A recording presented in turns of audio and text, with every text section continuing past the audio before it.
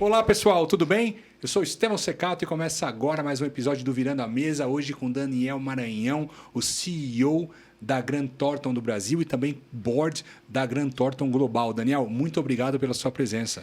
Estevão, eu que agradeço aí o convite para estar aqui. É uma honra estar podendo participar com você no teu programa. Obrigado, obrigado. Ô Daniel, vamos começar já falando um pouco de Grant Thornton. Como é que funciona esse mercado de auditorias, de consultorias, Big Four, Big 10, presença global? Como é que essas empresas se estruturam? Isso acho que é um tema interessante para quem está nos ouvindo, que é um público, né, de empresários, empreendedores, a entender um pouco como é que funciona esse mercado. Não, perfeito. Acho que é super importante esclarecer, talvez, para o público aqui o que é um pouco a auditoria, o mercado de auditoria, o que ela representa globalmente, né?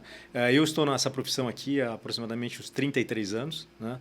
Eu nasci entrando como trainee dentro de uma empresa de auditoria. Essa empresa de auditoria, eu gosto de mencionar porque é a minha referência que chama-se, né, Arthur Andersen. Eu fiquei trabalhando na Arthur Andersen por mais de 17 anos, Arthur Andersen, e infelizmente lá em 2002 ela veio quebrar, né?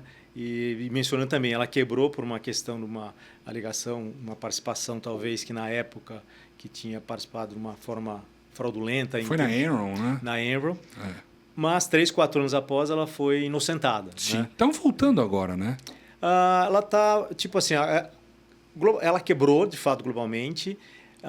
O que ocorreu é que alguns sócios remanesceram, primeiro da Grant Thornton, da Arthur Andersen, ela se mantiveram, principalmente nos Estados Unidos, que eles mantiveram para eles, vamos falar assim, essa disputa judicial ao longo do tempo depois que entrou a ação e foram recomprando quase que a preço de centavos dos sócios que foram saindo, né? E vou explicar um pouquinho porque eles saíram, lógico.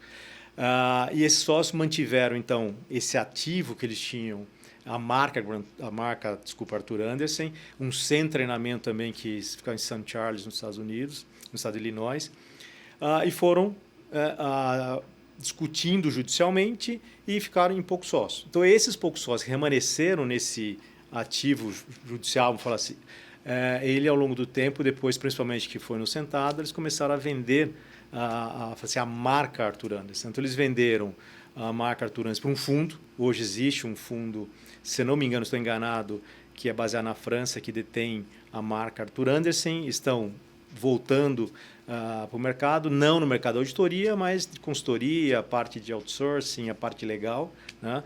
Tem uma outra empresa americana que comprou a marca Andersen Tax, que também já é um pouco mais antiga do que a própria essa marca Arthur Andersen que compraram. Andersen Consulting também tinha. Sim, vou voltar nisso daí. E fora isso, eles foram vendendo, acho que é bom só em termos de histórico, Estevão, eles foram vendendo também know-how, né? Metodologias, tecnologia, e foram se vendendo para as empresas de auditoria e consultoria no passado. O centro de treinamento, que era uma referência global, eles mantiveram e alugaram. Então, eles foram alugando para as empresas que queriam fazer treinamentos e várias empresas globais de consultoria e auditoria. Então, foi um pouco isso que aconteceu. Ao final de tudo, como a Arthur Andersen foi inocentada, se tem hoje uma percepção que os sócios que remanesceram e quiseram fazer essa disputa legal nos Estados Unidos, eles ganharam muito dinheiro após... porque tinha uma reserva, tinha uma reserva para se pagar a contingência, tinha um conto receber das empresas que foi recebido ao longo do tempo. Sim. E depois foi inocentada, se pagou muito menos. Então, ao final, é um ativo judicial que se ganhou muito dinheiro, é um exemplo que aconteceu. Fala um pouquinho, você comentou da marca também Andersen Consulting, que também é uma outra história que vem, que acho que é importante também mencionar um pouco de história para as pessoas. A Andersen Consulting, que hoje, quem é a Andersen Consulting? Hoje é a Accenture. Sim. Né? E a Andersen Consulting, ela nasceu anos e anos atrás de uma divisão de small business dentro da Arthur Andersen. Esse negócio foi crescendo. Decidiu-se fazer entre aspas, uma divisão societária mesmo em termos de empresa. Isso ficou a Arthur Andersen com o negócio principalmente de auditoria, tributário, small business, e a Andersen Consulting em consultoria pura, tecnologia, estratégia, né? Duas empresas que essas empresas estavam linkadas a uma sociedade chamada Andersen Worldwide, se não me engano, estava na Suíça, né? E era a única empresa no mundo de auditoria e consultoria cuja sociedade era global. Todo sócio era sócio do mundo inteiro. Né? E o que passou ao longo do tempo, eu posso falar aqui porque isso aqui é um caso de Harvard, tá? Um estudo de caso de Harvard que eu também acabei passando pela própria Grantor, fazendo um tempo em Harvard estudando liderança, e esse caso foi apresentado, né? Então eu posso falar livremente. O que aconteceu pelo caso que foi estudado, inclusive, e o que a gente ouve também, é que ao longo do tempo a divisão de consultoria, que no caso a Anders Consulting, ela se tornou cada vez mais lucrativa, né? O lucro por sócio era muito maior do que a parte que era da Arthur Andersen, auditoria tributária. E isso começou aí um questionamento interno, né? Por quê? Considerando que a Arthur Andersen era uma empresa global, cuja sociedade era única, consolidava o lucro das duas, se distribuía por um critério para todos. Um está sustentando o outro, né? Todo mundo ganha dinheiro, tenho certeza, naquela época, só que um estava ganhando mais que o outro, né? Aí começa a questão de falar financeira. O que se passou aí, a gente ouve também pelo estudo, é que os sócios que eram da Andersen Consulting começaram a questionar no board global para fazer um critério de distribuição desproporcional, que eles pudessem, de fato, capturar esse goodwill maior deles. E se não, o que ocorreu foi que esse tema não se foi levado a sério no board. Tá. Né? Começou a discutir, não se deu importância, o negócio foi indo, até que a própria Andersen Consulting, os sócios da divisão, da empresa, fizeram uma proposta para o board deles comprarem a marca e comprarem toda a operação do que era da Andersen Global. Fazer um spin-off. Um spin-off. Isso também não foi aceito, né? Como não foi aceito, eles entraram com uma ação judicial para a separação das empresas. Isso correu alguns anos. Ao final, a Andersen Consulting ganhou o processo. Se não me engano, na época, eles pagaram mais ou menos aproximadamente 800, 900 milhões de dólares, né, para sair do grupo Arthur Andersen. Porém, não puderam levar a marca, que era a Andersen Consulting. E aí, quando fizeram a cisão, saíram, eles transformaram a Andersen Consulting numa nova marca que chama Accenture, que hoje é uma marca que o último relatório que eu vi ano passado, se não me engano, uma empresa de mais de 100 bilhões de dólares de faturamento. Metade da minha turma da faculdade estagiava na Accenture. A Accenture é referência, realmente. E o que eles fizeram depois de alguns anos também, depois dessa segregação, é que eles abriram capital. Então, tornou-se uma empresa de consultoria de capital aberto nos Estados Unidos, onde os sócios passaram a ser executivos da companhia. Logo que teve stock option, alocação de tempo. Então, foi um case de sucesso que até hoje remanesce, né, do que ocorreu. E se eles não tivessem feito a cisão, essa separação, eles tinham quebrado junto com o Arthur Andersen. Né? São coisas da vida que acontecem que se não prevê, e foi, no caso deles, uma coisa benéfica, né? Sim. Então, foi um pouco da história da Arthur Andersen e da Andersen Consulting. Por outro lado, fazendo referência a Arthur Andersen novamente, e aí você vê uma questão de erro judicial dos Estados Unidos, que alguém tinha que ser penalizado, a Arthur Andersen foi penalizada erroneamente e levou uma empresa a quebrar globalmente.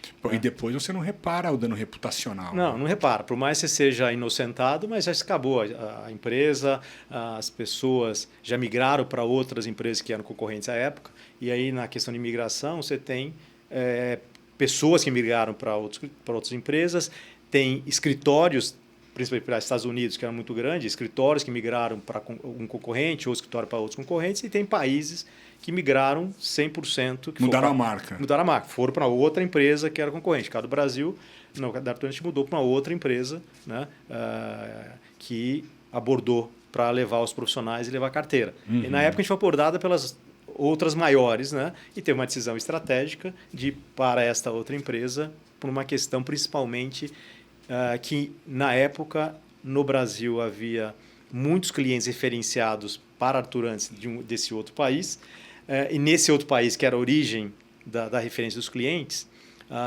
essa empresa a qual a gente se juntou aqui, eles se juntaram com a Arthur Andersen lá.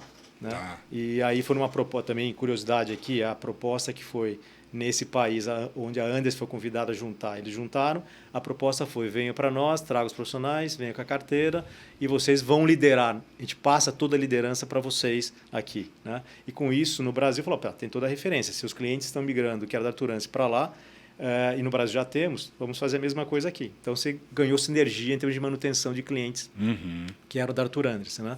Mas, até hoje, se falar com profissionais da Arthur Andersen, eu diria que sem medo de errar, 100% vão falar que ter orgulho de ter pertencido e trabalhado a Arturantes, que era uma empresa de uma cultura estabelecida globalmente, uma cultura única, né, com uma visão também de empreendedora, de orgulho. Foi um predecessor, né? Predecessor, né? Foi predecessor. Dessas Big Fours aí. Exatamente. Porque eu lembro do nome Arthur Andersen há muitos anos atrás. Sei que a KPMG tem muitos anos também sim, e tal, sim. mas aparentemente a ideia que eu tenho é que era muito maior do que elas, né? Não, era maior. Considerando que a época era Arthur Andersen, falando global, Arthur Andersen Consulting, era a maior de todas. Né? Havia um conceito na época já das 5 maiores, a Arthur Andersen era a maior de todas. Né? Aí, quando houve a separação da Andersen Consulting, ela passou, talvez continuar a primeira ainda, mas muito próximo da segunda, ou se não foi, será a segunda, mas ficou muito próximo, porque era muito grande. E eu diria que nenhuma delas tinha, talvez, acho que o orgulho de pertencer dos funcionários, de pertencimento, quanto tinha os profissionais da Arthur Andersen. Na época era referência, falar, entrei na Arthur Andersen, 6 meses após a entrada como trainee, ia para os Estados Unidos, falando coisa de 2000 e... Não, 2000 não, 1990, 80, né? Treinamento em St. Charles. Uma coisa, naquela época, fantástica, né? Oportunidade. Quem não tinha inglês ia para o México. Né? Eu posso falar, na época eu não tinha... Entrei na Arthur Andersen em 1980, setembro de 88, 6 meses depois estava viajando, não tinha inglês, não fui para os Estados Unidos naquele momento, mas fui para o México. Né? Então, eram coisas... A experiência internacional, coisa de 30 anos atrás, é uma coisa... Muito legal. Né? Então, isso é um pouco da Arthur Andersen. Né? E falando da migração, também dando uma sequência, um pouco de histórico da própria Grant Thornton. A Grant Thornton, ela, da firma americana, se beneficiou muito também, entre aspas, da quebra da Arthur Andersen, porque muitas pessoas e escritórios da Arthur Andersen acabaram migrando para a Grant Thornton nos Estados Unidos. Né? E a Grant Thornton também... coincidências da vida, naquele momento, um ano antes, eles tinham vendido uma divisão de consultoria e colocado um bom dinheiro no bolso da Grant Thornton americana, e isso ajudou até a trazer sócios, a trazer escritórios da Arthur Andersen para dentro da Grant Thornton, que foi feita uma transformação em termos também de cultura, né, dentro da Grant Thornton americana, e aí se vem perpetuando dentro da Grant Thornton global. Né? Essas empresas todas, elas todas, né, essas Big 6, 7, 10, elas são basicamente escritórios independentes de países que atuam sob uma mesma bandeira? Estevam, sim. Eu vou só dar um pouquinho mais de detalhe para você, para o público aqui. Voltando um pouquinho para a época da Arthur Andersen, quando eu comentei que a Arthur Andersen era a única empresa que, de fato, é uma sociedade única globalmente. Naquele momento, se havia, pelo menos estou falando aqui em termos de percepção que eu via, não posso afirmar 100%, mas que tinha um movimento das outras concorrentes, estavam pensando em fazer esse movimento de ser uma empresa também sociedade única. Né? Quando aconteceu o fato de quebrar a Arthur Andersen, todo mundo deu um passo para trás. Né? Em que sentido o passo para trás? Se a análise foi, se aconteceu com o Arthur Andersen um fato nos Estados Unidos, ele quebrou a empresa mundial, então por que eu vou fazer o mesmo ponto, integrar, e isso acontecer, algum problema em algum país que essas empresas operam e trazer um problema global? E não ter vasos comunicantes. Né? Então foi feita uma questão de gestão de risco. Então, não, vamos voltar do ponto de vista como estamos hoje e como que é, que eu digo, hoje naquele momento, né? Mas continua mais ou menos nesse movimento, com algumas exceções que eu vou falar para você também de concorrentes, que tem a empresa global, que é a detentora da marca, né? Que é, vou falar assim, a coordenadora global de tudo. Vou falar coordenadora porque é como se fosse uma entidade, uma holding aqui em cima que detém a marca, ela é responsável pelo desenvolvimento de metodologia, aplicação de controle de qualidade global para verificar se a qualidade do serviço é de forma uniforme globalmente dentro do padrão estabelecido, marketing, estratégia, recursos humanos, treinamento. Então, toda a estrutura seria para o desenvolvimento de negócio global é liderado pela holding. Né? E na holding tem uma estrutura de um presidente, toda a parte executiva embaixo dele. Comitês, conselhos. E acima do presidente tem um board, no qual se comentou, passei a partir de 1 de janeiro agora a ser membro do board global, que é, vou falar assim, que é o apoio, vai ser o apoio ao presidente no desenvolvimento da estratégia e resolução de assuntos globalmente. Né? Aí cada empresa, fala assim, aí você tem a estrutura global, cada país, né, onde você tem a firma membro, que exatamente eu falando no caso da Grant Thornton, a Grant Thornton é uma firma membro, nós temos um contrato estabelecendo um agreement com a firma global, né, onde você tem direitos, obrigações e principalmente obrigações onde você tem que seguir, né? Então isso, o que faz? Você tem então firma membros ao redor do mundo. Então falar de Grant Thornton, nós somos hoje para 149 países, nós estamos, são 73 mil pessoas na rede. 73 mil. 73 pessoas, né? E aonde todas as firmas membros, todos os países, eles têm que operar de forma uniforme, dentro de uma metodologia de trabalho, dentro de aprovações, que eu digo de serviço, porque cada serviço que eu faço no Brasil, eu tenho que ter uma autorização global para desenvolver esse serviço aqui, porque ele vai me analisar se eu tenho pessoas com qualidade, com qualificação, se eu tenho experiências já feitas ou tenho trazido pessoas que têm experiência, ou eles vão ter que imputar tecnologia ou globalmente, eles vão ter que imputar recursos para desenvolver o negócio. Então, tudo é feito de forma estruturada, muito organizada, né?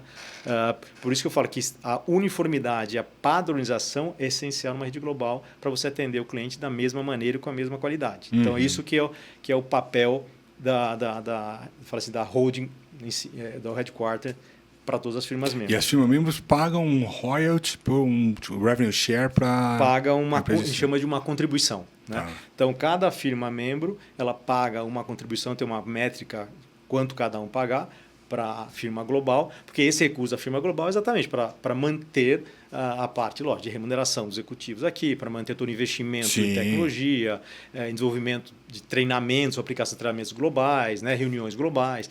Então, essa firma hold, ela não tem lucro. Ela basicamente ela paga os custos dela. Os custos, né, para apoiar. Eu lembro na KPMG que a gente tinha a área de Deal Advisory, a gente tinha tem a área, né, de Tax e a área de Audit, né, de auditoria, essas três áreas, né? E rolava uma treta ali de tipo, putz, aquele negócio, vamos dividir o bolo como? Eu estou dando uma margem boa, eu tô alocando... E aí tinha aqueles critérios de alocação, de bilar a hora, de alocar a hora, utilização de pessoas e tudo mais. E sempre tinha briga na hora de distribuir o bolo, né? Isso é normal também nas outras auditorias ou era só lá? Não, é uma coisa normal, né? Continua. Quando você fala de dinheiro e pessoas, você pode mudar a casa, mas a discussão é a mesma. Sempre tem, né? Exato, sempre tem. Né? Eu vou entrar um pouco de detalhe também, se você permitir, Estevão. Mas eu queria só para finalizar um pouquinho da rede global, acho que acho que é importante para talvez uniformizar um pouquinho do conhecimento de mercado. Então, você tem, no mundo, você tem mais de 10 marcas, 12, 15 marcas entre auditoria, né, e consultoria. Eu gosto de separar um pouquinho o que é consultoria, falar assim, do ponto de vista estratégico, tecnologia, que são grandes corporações como aí a Anderson, Accenture, a Bain Company, McKinsey, que é um segmento específico. É consultoria de fato. Que nós, como Grant Thornton, nós não consideramos aqui como concorrente, porque a gente não atua. Sim. Né? E aqui dá um exemplo. A McKinsey é cliente nosso de auditoria global. Nós atendemos como auditoria. Por outro lado, a McKinsey é o nosso assessor estratégico global. Sim. Né? Você tem, por exemplo, entre as 4 maiores, vamos falar o termo Big Four, que tem, entre elas, algumas divisões de consultoria grande também aqui dentro que compete com elas. Não é o nosso caso. Estrategicamente, não temos a estrutura para competir com eles e talvez, por enquanto, não é o nosso objetivo. Né? Exatamente por isso que nós somos auditores da McKinsey, porque se nós competíssemos, com certeza... Isso não ia abrir para você. Não ia abrir. Né? Então, nesse conceito de rede global, todas elas operam, como eu comentei, em termos de firmas membros e tem o fee de contribuição e tem que seguir toda a definição em termos de padronização. Né? Aí você tem que termos de sociedade. Então, cada firma membro ela tem uma sociedade estabelecida em seu país, com seu CNPJ e sociedade estabelecida. Né? Com isso, em teoria, essas 6 empresas elas deveriam ser em cada localidade uma única empresa com seus sócios estabelecidos, sócios de capital ou não capital estabelecido e com suas filiais ao redor do país. Eu diria que das 6 maiores, 5 operam exatamente dessa forma, uma opera mais ou menos, que depende do país, ela é na estrutura de sociedade única, depende do país, é meio que uma Um tem o direito, ele franquia para os outros escritórios, não é uma filial, mas meio que uma franquia, cobrando royalties. Isso tem um lado negativo, que você acaba meio que não tendo uma certa uniformidade, uma qualidade única. Mas é um modelo de mas trabalhar. Já convivi com, por exemplo, não vou falar o nome, mas Sim, que lógico. cada cidade ou cada estado era um CNPJ diferente, com uma equipe diferente, que não se comunicava com as outras, com linhas de serviço diferentes. Exatamente. Então, isso, para o mercado que não entende, ele acha, quando vê o nome, ele acha que é uma coisa única, e não é. Né? Isso traz risco do ponto de vista de quem está contratando pela qualidade do SCB, pela padronização, uniformização. Né? Esse que é um item importante. Então, das 6, 5 trabalham mais ou menos da mesma forma em termos de estruturação societária, uma depende mais ou menos um pouco do país no edital, é uma coisa mais aberta. Então, eu digo, a governança aqui em cima da holding, ela dá essa liberdade, no caso dessa empresa, fazer do jeito que ele quiser em cada país. No caso da governança, eu vou falar com propriedade aqui da Grant Thornton, nós, dentro da governança, todas as firmas membros têm que ser uma empresa de sócios, não existe empresa de dono, tem que ser sociedade, né? Entre sócio é equity, não é equity, mas é sociedade. Então, é parte da governança. Né? Dentro da governança também, também acho que é importante, entre as 6 aqui, que eu comentei antes, que é importante mencionar, é a questão da qualidade. Você tem um grupo de qualidade global que faz uma verificação, uma supervisão globalmente em termos de garantir qualidade. Porque, pensando do lado do serviço de auditoria, o maior ativo que você tem é a reputação. A marca é a reputação. Então, o item qualidade ela é super importante e relevante. Então, a Grant Thornton, com certeza as outras, fazem um trabalho do ponto de vista detalhado e diria, em termos de verificação do padronização qualidade e penalização também em termos da própria firma membro, dos próprios profissionais que nos executaram, para que isso não cause problema para a marca. Porque se causar, de novo, se causar um problema num país, isso pode se espalhar para o mundo inteiro em termos de reputação. Né? Claro. E para você reverter não é fácil a questão dessa imagem. Então, é isso que eu diria que é importante as pessoas entenderem. Né? E aí você tem abaixo das 6 né, empresas, né? Desculpa, só voltar um pouquinho, tem as 6. Essas 6 é tão relevante as 6 no mundo, que você tem um grupo que chama... Quem são as 6? As 6, vou lá. São as 6, tem o famoso selo que chama globalmente Big Four. Né? Que são quem? KPMG? KPMG, Deloitte, Price e EY, né?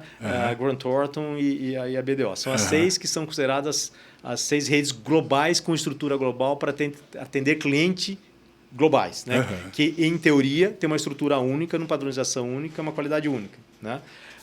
Inclusive, tem um comitê, que chamam de Global Public Policy Committee, que isso já está formado mais de 15 anos atrás, você cheguei a participar no passado, cujo objetivo é que essas 6 empresas se reúnam e tenham um evento global aberto para debater, de fato, com o público, com investidores, com órgãos reguladores. Melhores práticas, tendências, o que o regulador tem trazido em termos de, talvez, reclamação, falhas, auditoria, problemas que ocorreram no mercado, deveriam ser melhor endereçados, a visão do investidor, e também a visão do outro lado do auditor. Aí começa um debate aqui, qual o papel do auditor, que não vou entrar agora aqui nesse ponto, o papel do auditor em termos de identificação de fraude. Outra conversa. Então, é questão de entendimento. Você tem uma norma, você segue, você aplica, então, podemos uma outra conversa sobre isso. Assim, mas eu acho que é importante falar, porque assim, tem muita gente que fala, mas o auditor sabia, o auditor estava ali, o auditor deveria ter pego, o caso que está mais em voga, lojas americanas lá. Sim. Os caras deveriam ter identificado. Mas o que o público geral não sabe e não vê é um documento chamado Limitação de Escopo e Responsabilidade. Sim. Né? Quando você limita o escopo acesso a certos documentos e tudo mais, você está dando um parecer que você está falando, olha, eu vi isso. Que é, por exemplo, o que a CVM pede. Sim. Um detalhamento maior seria um detalhamento investigativo. Exatamente. Ele não é um detalhamento de auditoria. O auditor está vendo o que a empresa está mandando e checando o que a empresa está mandando. Agora, quando entra num cenário de investigação, se aquela informação é ou não de fato verdadeira, porque o cara pode estar produzindo o documento.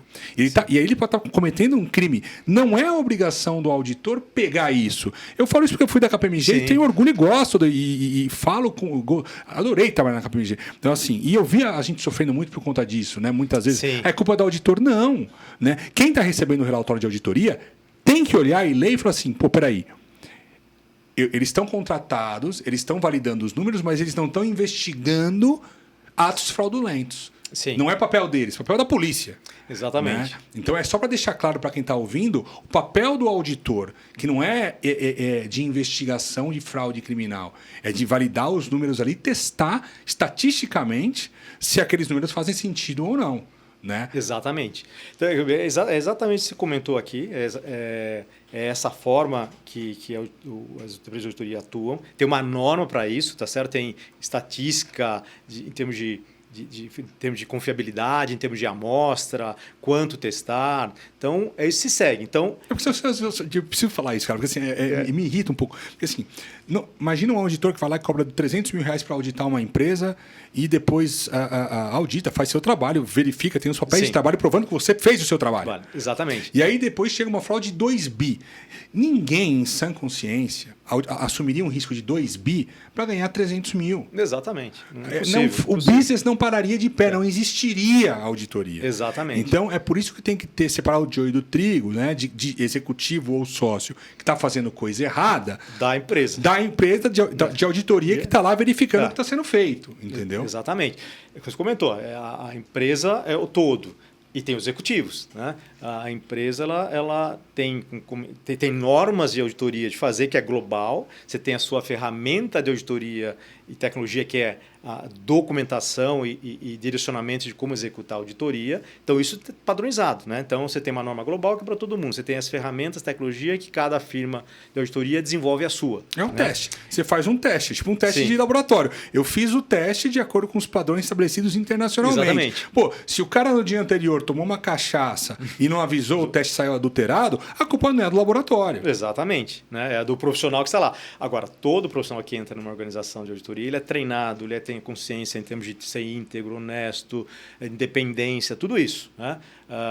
E a gente espera, lógico, que os profissionais sigam tudo isso. Agora, e como executar o trabalho. Agora, se um profissional acaba desviando, tipo assim, a responsabilidade vem para a firma, mas é a pessoa, não é a firma como um todo. Né? Sim. E outro também importante mencionar, se existe conluio dentro de uma organização, o auditor não vai conluio para fazer fraude, só você vai pegar se for uma investigação de forense, senão você não pega.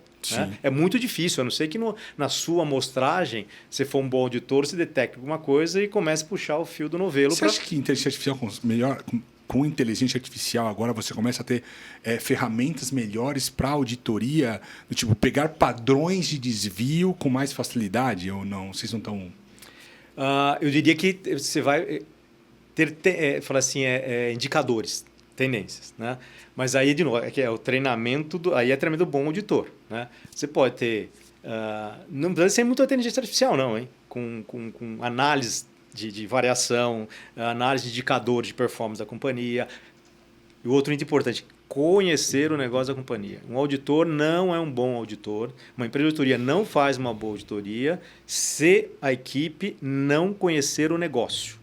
Né? A indústria, o tipo de empresa. O tipo de empresa, o negócio, né? Se de fato é fazer auditoria, sentar lá e conhecer. E aí no chão de fábrica, ver como que é a produção, como que é controlado, né? Qual que é o processo, até levar tudo isso e chegar às demonstrações financeiras. Porque o número que está no balanço da companhia é o reflexo, né, que vem da produção, que vem da definição de uma pedido de ordem de compra, que vem do pedido de vendas. Se você não conhece o processo, quais são a operação, quais são as políticas, se tem políticas, se tem procedimentos, se tem controle, você não vai auditar bem. Né? Porque se você conhece tudo isso, conhece a indústria e você faz uma boa análise do ponto de indicadores, comparativos, né? Tendências, comparação com budget, se tiver um grande desvio, você começa a chamar atenção e aí você começa a investigar. Sim. Não que você está lá e fala, tem um problema, mas é o indício, você tem que começar a investigar porque é daquilo. Né? Você faz por exemplo, princípio básico, né? Vamos falar assim, se uma conta contábil, é o básico do básico, estou falando aqui, ela tem que ter reconciliação. Primeiro, o controle é que a contabilidade tem que manter as contas contábeis reconciliadas. Né? Se o auditor ele não analisa a reconciliação, ou se não dá muita atenção à reconciliação, não é uma boa auditoria. Você pode ter um problema de fraude. Sim. Né? A gente tem casos, já passei, já vimos, e que tinha problema de fraude na reconciliação. Né? você tinha problema de fraude que era, por exemplo, assim, eu vou dar um exemplo aqui que o auditor difícil pegar, mas foi por denúncia. Um exemplo típico aconteceu num cliente nosso. O valor também não era do ponto de vista de auditoria material, que a gente vai discutir outra coisa, materialidade, mas para a operação da companhia é dinheiro, né? Faz a diferença. Que era uma troca de sistemas. O sistema foi trocado, fez um upgrade no sistema e tem o famoso que é perfil de acesso. Está implementando o sistema, definiu o perfil de acesso, quem pode fazer aquelas operações pelo sistema, que é autorização, de alçada, e por algum engano deixaram para um assistente financeiro o perfil de acesso dele de cadastrar fornecedor e aprovar, né? Lógico, ele cadastrava o que ele queria, definia a conta para pagar e ele me autorizava. Como que se pegou a fraude? Denúncia por um erro do próprio assistente. Ele foi fazer aí começou a ganhar dinheiro. Na época ele comprou uma Cherokee, até me lembro disso aqui, e na época era um carrão, e foi no próprio banco, na agência do banco, fazer o seguro do carro. A pessoa da agência, né, que era a gerente, já se ligou e falou, mas como uma pessoa que ele sabia o salário, porque ela paga o salário lá, pode comprar um carro desse. Foi falar com a diretora financeira. Aí ativou, começou a investigar, tinha fraude. Né? Então é um exemplo. Então, que esse cara não era nem conluio, esse cara é ele mesmo, mas tem exemplos de conluio, né? Das pessoas, desde a parte de recebimento de material até a área de compras, todo mundo está em conluio para prejudicar a empresa e desviar dinheiro. Então tem vários casos, mas eu quis ilustrar com base nisso porque são coisas que estão fora do escopo do auditor pela materialidade e o valor, porque, novamente, o auditor ele sempre vai analisar com base aquilo que define o seu cálculo, que é material. Então, até determinados valores, ele vai ter que olhar, né, em termos de valores ou contas, ele tem obrigado a olhar, porque é material, porque se tiver um erro, ele afeta de forma significativa o resultado, o balanço, e aquilo que está abaixo, ele pode fazer alguma análise, mas ele não vai profundamente analisar. E aí é o risco, né? Quando tem coisas muito mais abaixo disso que ele acaba não olhando, pode ocorrer fraude, mas não é uma responsabilidade. Né? E também o volume também não seria tão grande a ponto de prejudicar de forma material a companhia. Né? Ô Maranhão, e conta uma coisa assim, ainda tem bastante empresário que tem medo de auditoria. O cara acha assim, puta, tem que contratar auditor, ferrou. Né? Vão descobrir alguma coisa errada na minha empresa. Né? Quando, na verdade, a contratação da auditoria, pelo próprio empresário, ela serve já para prevenir erro, prevenir a autuação fiscal e dar a ele acesso a mercados que ele não teria. Quais são, assim, o que você enfrenta nesse contexto? Tipo, putz, desde empresário que não quer de jeito nenhum, fala, aqui ninguém entra, aqui quem manda sou eu, não vou abrir para ninguém, até o cara que se beneficiou da auditoria, usou a auditoria como ferramenta de virada de mesa. Sim, sim. Eu diria que é uma questão de cultura. Né? Eu diria que de governança, de cultura de governança. Né?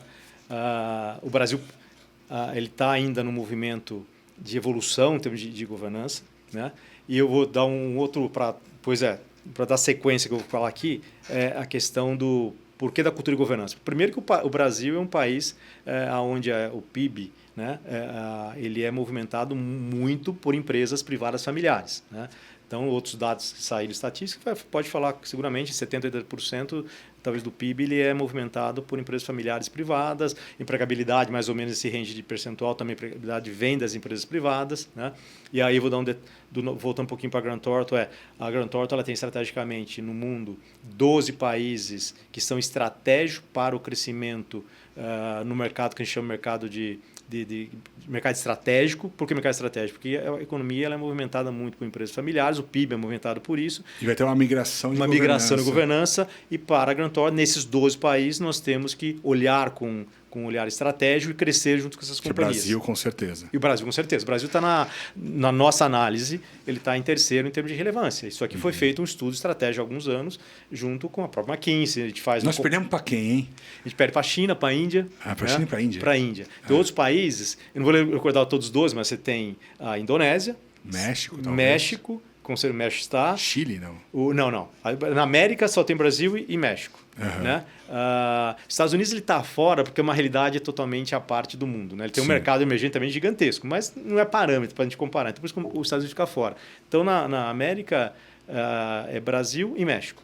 Aí você vai para para a Europa, que eu me lembro é Alemanha, Itália, não lembro se tem mais alguma, mas Alemanha e Itália com certeza, e aí você tem na Nigéria, na África, aí você vai para... A África é um mercado que a hora que pegar vai. E você tem aí toda a Ásia ali, que eu comentei, Indonésia, China, Índia, Malásia, Tailândia, né? Eu perdi algum aqui, mas esses que eu me lembro são os principais, né? Então, esses mercados para a Grant Thornton, que eles chamam um segmento específico estratégico, é o Strategic Growth Market, que é o mercado de crescimento estratégico. Por quê? Porque essas empresas, esses países possuem empresas tão relevantes, familiares, que temos que estar junto com eles. Sim. Né? Porque eles vão crescer. Né? De alguma forma, algum momento eles vão ter necessidade não digo de crescer só financeiramente, mas de crescer na governança. Né? E um pouco antes da pandemia, eu acho que vai começar a retomar, se pensar um pouquinho até fora do Brasil, mas nos países, talvez o México fora, que tem empresas tão grandes, países familiares, e a Alemanha é um caso muito bem relevante disso, porque tem muitas empresas familiares alemãs que estão pelo mundo inteiro, né? Que tinha uma tendência de expandir globalmente. Se essa empresa expandir globalmente, ela vai precisar de uma assessoria, de um consultor, de uma auditoria. Então, você tem que estar presente nesse país para acompanhar essas empresas para onde eles forem.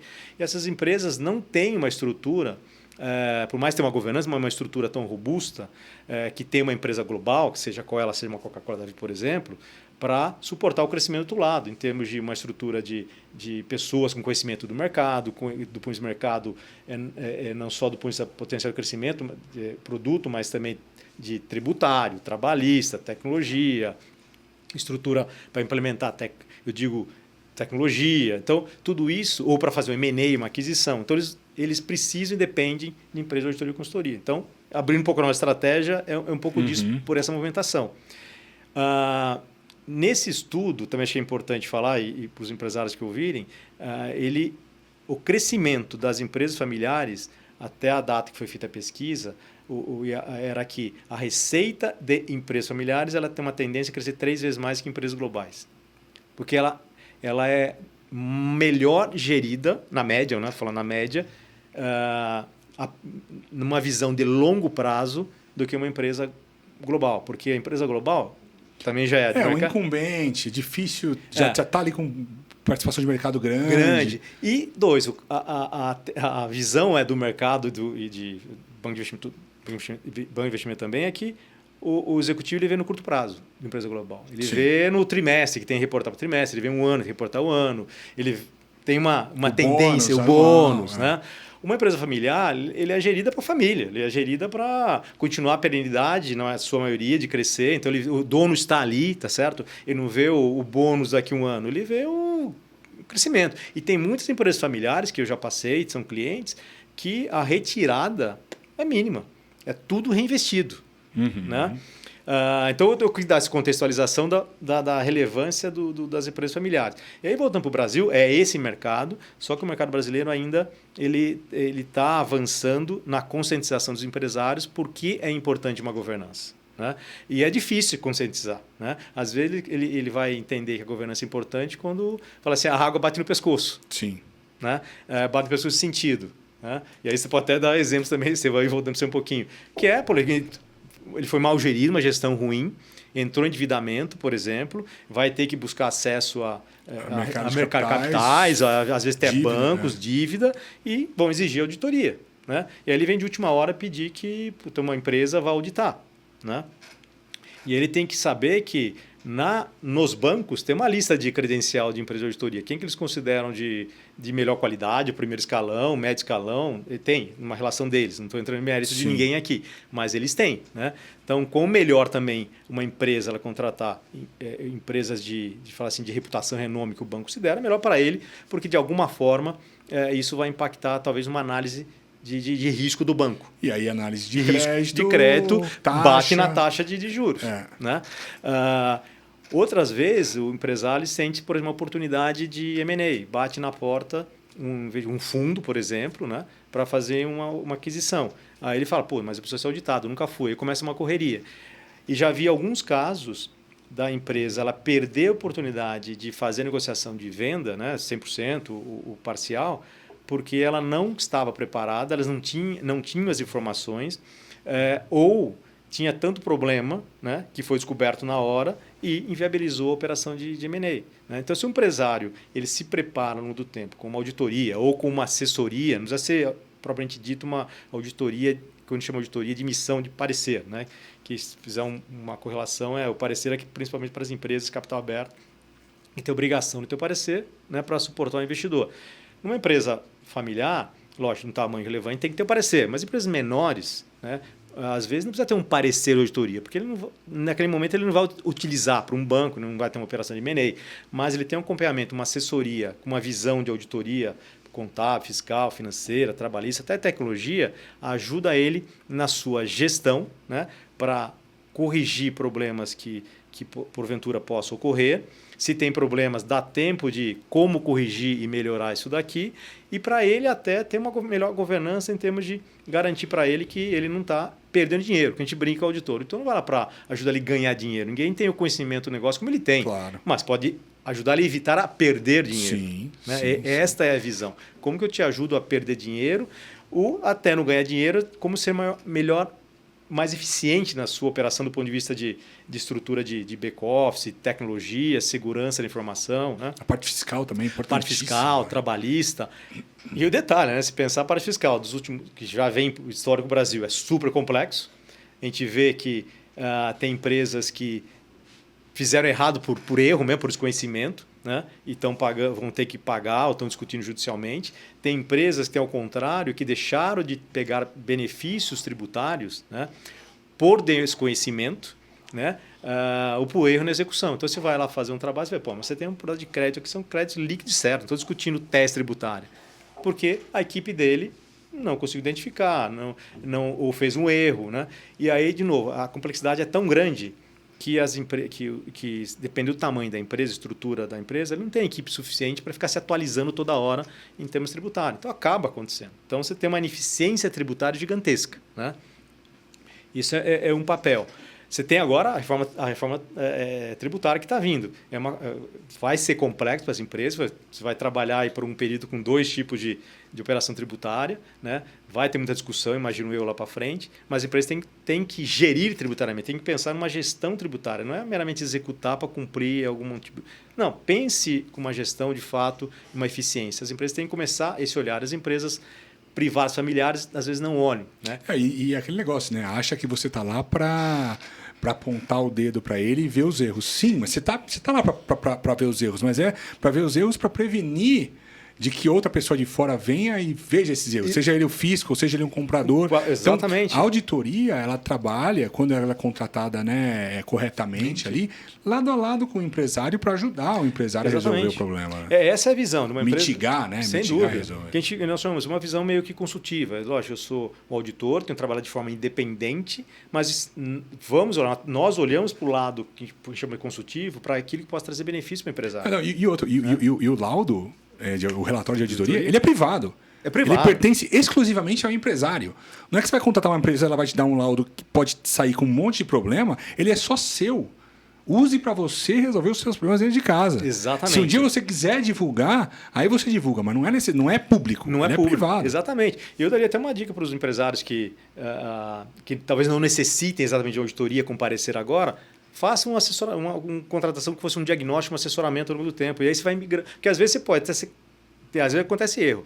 As pessoas contratam auditoria achando que vai ter um parecer ok no final, e ao final ele tem uma que a gente chamamos de uma abstenção de opinião. Não dá para opinar, tanto problema que tinha. E ele fica frustrado. Né? Então ele tem que... Aí tem o papel do auditor de explicar como for vender o que é de fato uma auditoria que ele vai receber no final. Se pela análise que ele fez, talvez tenha um caminho para receber ou vai ser uma abstenção, e talvez direcionar ele. Não faça uma auditoria para fins de parecer. Vamos fazer um diagnóstico, vamos entender a empresa para ser auditada. Exatamente. Vamos preparar, corrigir, e aí você tem a auditoria lá na frente.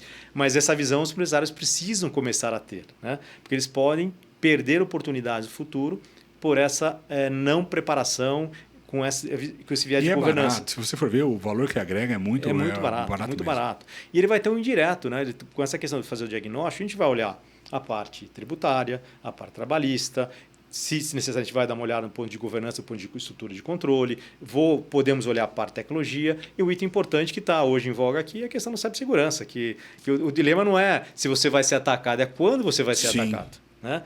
E os riscos do ponto de vista de reputação, de perda financeira, são gigantescos. Então, cibersegurança, eu diria, uma mensagem aqui, todos os empresários deveriam olhar de uma forma. Ou outro. Cybersecurity. Cybersecurity. Fora a LGPD também, que é um capítulo à parte, mas a cibersegurança é um item importantíssimo dentro de qualquer organização, independente do tamanho que ela for. Né? Ô Maranhão, nesses seus anos de experiência, teve algum caso emblemático que vocês ajudaram alguma empresa pegando do zero, auditando, fazendo, acessando o mercado de capitais? Que casos assim que você falou, virada de mesa com auditoria? Eu tenho um caso que se eu estou falando de mais de lá do ano de 2000 que é um caso bem emblemático para mim que eu sempre lembro, que foi em 2005, 2006, né? Que ocorreu. A gente assessorou um empresário com uma visão do ponto de vista estratégica, eu diria, muito bom e perfeita, que naquele momento nós tínhamos ali um movimento em termos de oportunidade, consolidação do setor do sucro alcooleiro, de usinas. Né? E o Brasil estava, naquele momento, passando por essa olhar de fora dessa oportunidade. Ele enxergou isso, só que também ele, na pessoa física, não tinha recurso para fazer isso. Então, ele estruturou com investidores internacionais, e foram investidores que acessaram por uma bolsa que fica em Londres, uma bolsa chamada AIM Market, que é uma bolsa para empresas médias e pequenas, não é a London Stock Exchange, está linkado a London, mas uma Bovespa+. A Bovespa+, ela nasceu no conceito da AIM Market de Londres, né? Que é o que fala assim, os regulamentos, as exigências do ponto de prestação de contas para investidores é menor, porque são muitos investidores qualificados, vamos chamar assim, né? Bom, então, nesse momento, ele começou a olhar empresas no Brasil e nos acessou. Então, nós começamos de uma forma, a olhar, fazer esse diagnóstico, entender quais eram as empresas que ele estava querendo comprar, que eram usinas. Fizemos uma pré-auditoria, que foi um que a gente chama de True-Up Audit lá no passado, com base nesta elaboração de informações, que a empresa não dá ainda para ser auditada, mas tinha um conceito de um proforma ali. Os investidores aceitaram meio que num proforma, analisar e tomar uma decisão. Investidores botaram o dinheiro no fundo. Aí, no período, conseguimos fazer auditoria. Na época, eram 2 ou 3 usinas. Fazer auditoria e ter os números auditados. Né? Aí, isso voltou para o fundo. Com isso, teve o aporte. Foi um aporte de 500 milhões de dólares à época. Então, eu diria, só conseguiu porque tinha auditoria.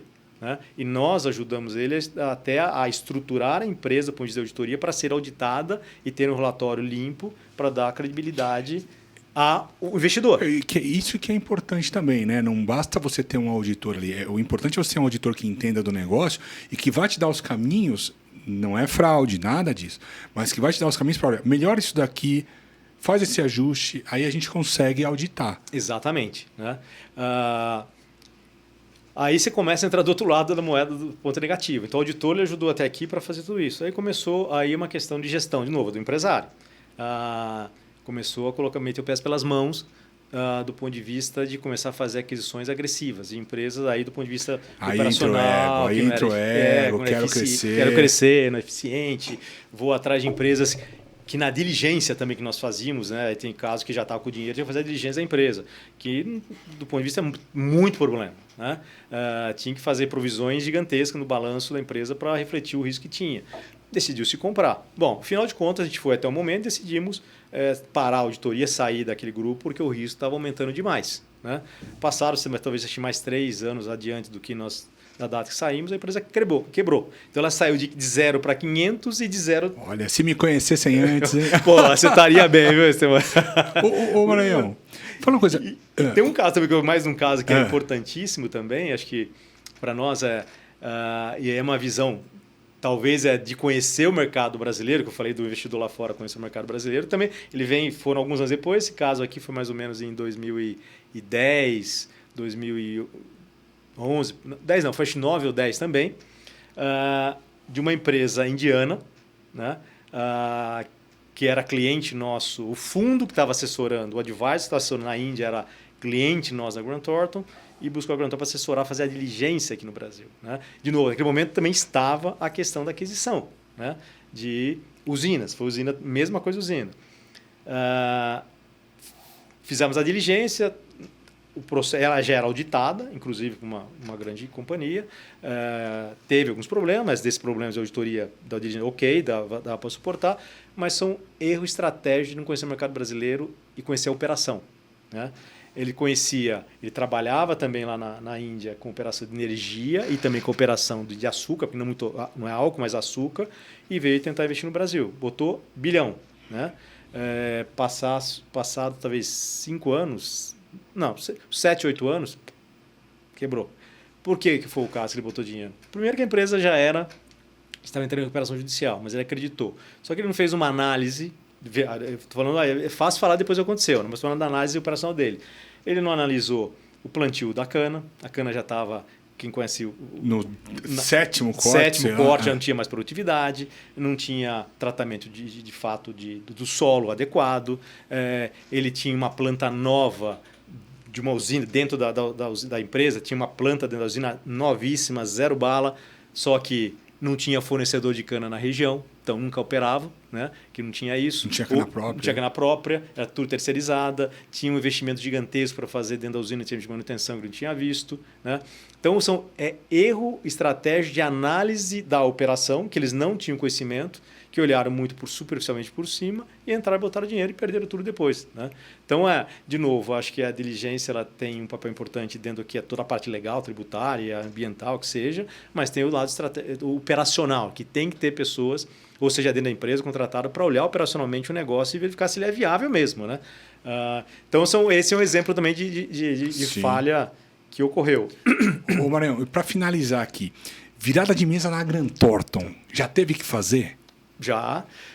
Na Grant Thornton, eu estou na Grant Thornton há 9 anos, falando por onde que eu passei. Né? Arthur Andersen, 16, 17 anos, depois nós migramos aqui, quando quebrou Arthur Andersen para a Deloitte, alguns anos da Deloitte, acabei migrando depois para a Grant Thornton, um convite, acabei indo ser sócio da Grant Thornton, que na época era Terco Grant Thornton. Era Terco Grant Thornton. Terco Grant Thornton.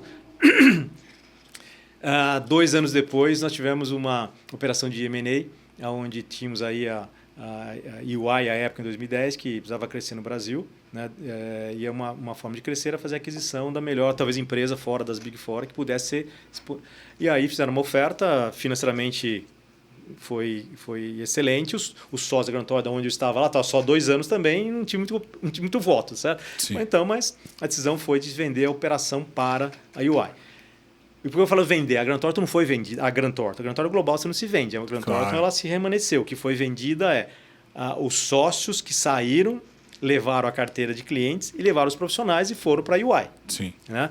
Então, mas a Grant Thornton remanesceu, ela enxugou de tamanho, porque saiu, mas ela remanesceu. Aí eu passei 4 anos na UI, tinha um contrato pedido para ficar, fiquei 4 anos, fui convidado pela Grant Thornton para voltar para reestruturar a Grant Thornton. Aí que é virada de mesa. Uhum. Né? Então, eu tive o desafio de sair de uma Big Four, onde eu era sócio, estava bem estabelecido como sócio da UI, para assumir um desafio dentro de uma empresa que precisava se estruturar no Brasil novamente. Né? Para aquele momento, então, a Grant Thornton, eu vim para a Grant Thornton em janeiro de 15, naquele momento a Grant Thornton tinha uma operação de outsourcing muito grande, mas uma operação de auditoria, consultoria muito pequena, porque enxugou tudo. Então, meu papel era para vir para reestruturar a empresa e voltar a crescer no Brasil em auditoria e consultoria. Então, foi um papel que comecei desde lá, de janeiro de 15 até hoje. Eu posso falar que a gente cresceu, da data que eu entrei até hoje, 10 vezes, em 9 anos. Né? Passamos aí da época de 160, 170 profissionais para 1.700 hoje. Né? Então, isso foi uma questão de construção, lógico, não foi só eu sozinho, mas uma visão estratégica de profissionais bons, de qualidade, de reputação. E nós crescemos a Grant Thornton no Brasil, te asseguro 1000%, que é com base em qualidade, serviços prestados e reputação. Então, isso nós buscamos e faz parte da estratégia global da Grant Thornton no mundo, o item número 1, qualidade.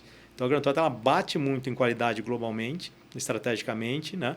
Porque, de novo, como eu comentei anteriormente, sem qualidade você não tem reputação. Sem reputação, você não cresce. Sim. Né? Então, a gente bateu muito internamente em termos de trazer profissionais qualificados, treinar as pessoas internamente, de criar um processo de fato de qualidade, de atendimento, serviço ao cliente, de satisfação dos funcionários, para a gente dar sustentação ao crescimento da Grant Thornton com uma uniformidade de qualidade. Então, a gente bate muito nisso. Por isso, a gente bate no mercado, e bate no bom sentido, né? A gente fala no mercado. Você tem como contratar auditor, veja a tua reputação. Quem é a empresa de auditoria? Quem são os profissionais que estão por trás?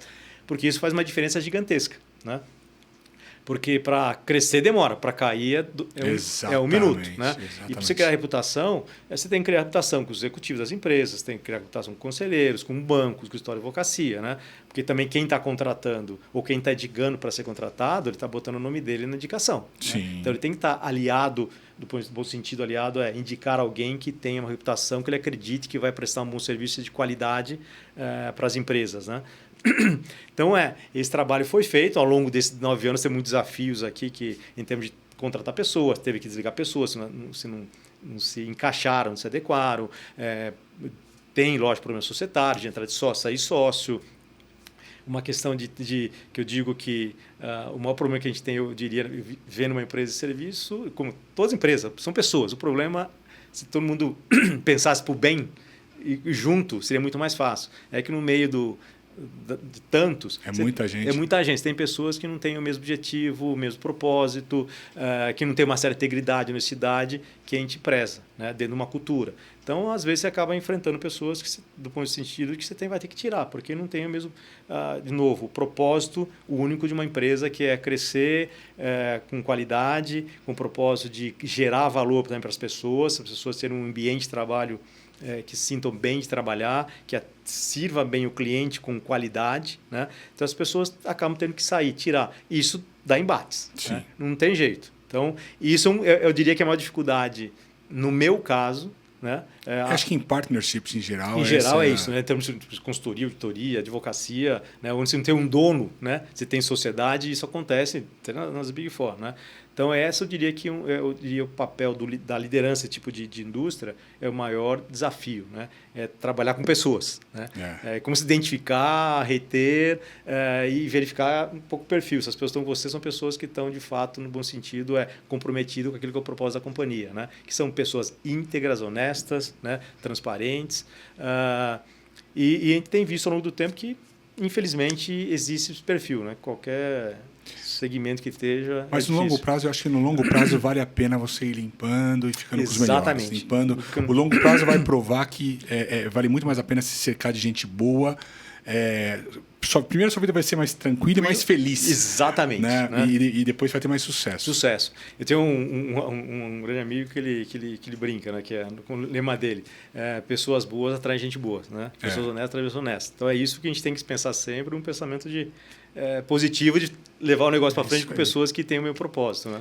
Tá bom, Maranhão. Obrigado pela sua presença. Agradeço demais, portas abertas para você sempre. Eu que te agradeço pela oportunidade de estar falando com o teu público aqui. Espero que possa ter trazido super aula. Agregar alguma coisa para eles, e estou à disposição, se precisar aqui, para outros eventos, e o público tiver alguma dúvida, à disposição. Muito obrigado. Obrigado, pessoal. Até a próxima semana. Um abraço e até breve.